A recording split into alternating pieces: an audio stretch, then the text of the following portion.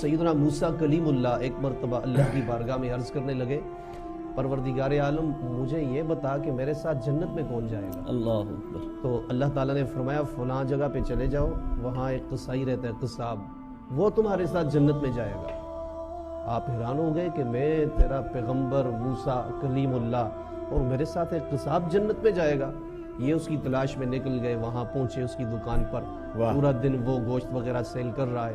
شام کے وقت موسیٰ علیہ السلام نے کہا کہ میں مسافر ہوں اور مجھے بھی ساتھ لے چلو، تو وہ پہچانتا نہیں تھا حضرت موسیٰ کو، نام تو سنا تھا، حضرت موسیٰ نے حلیہ بھی اپنا چینج کر رکھا تھا، تو یہ لے آئے حضرت موسیٰ کو گھر پہ، مسافر ہے کوئی، چلو اس کو رات گزارتے ہیں یہاں پر۔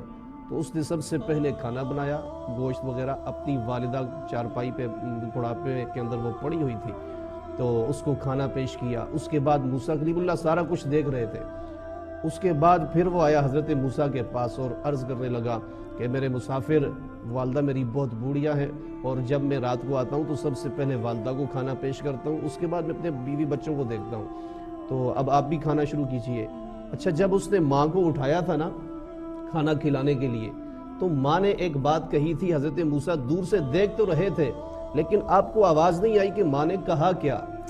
ماں نے اس وقت یہ کہا کہ بیٹے جاؤ، تم میری اتنی خدمت کرتے ہو نا، اللہ جنت میں تجھے حضرت موسیٰ کا ساتھی بنا دے۔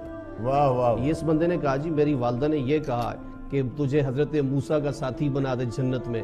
تو حضرت موسیٰ علیہ السلام نے فرمایا، او بندہ خدا، میں ہی رب کا پیغمبر موسیٰ ہوں اور تجھے میں خوشخبری اور بشارت دینے آیا ہوں کہ جنت کے اندر میرے ساتھ سب سے پہلے تو جنت میں داخل ہوگا، تو میرا پڑوسی رہے گا، تو میرا ساتھی ہوگا۔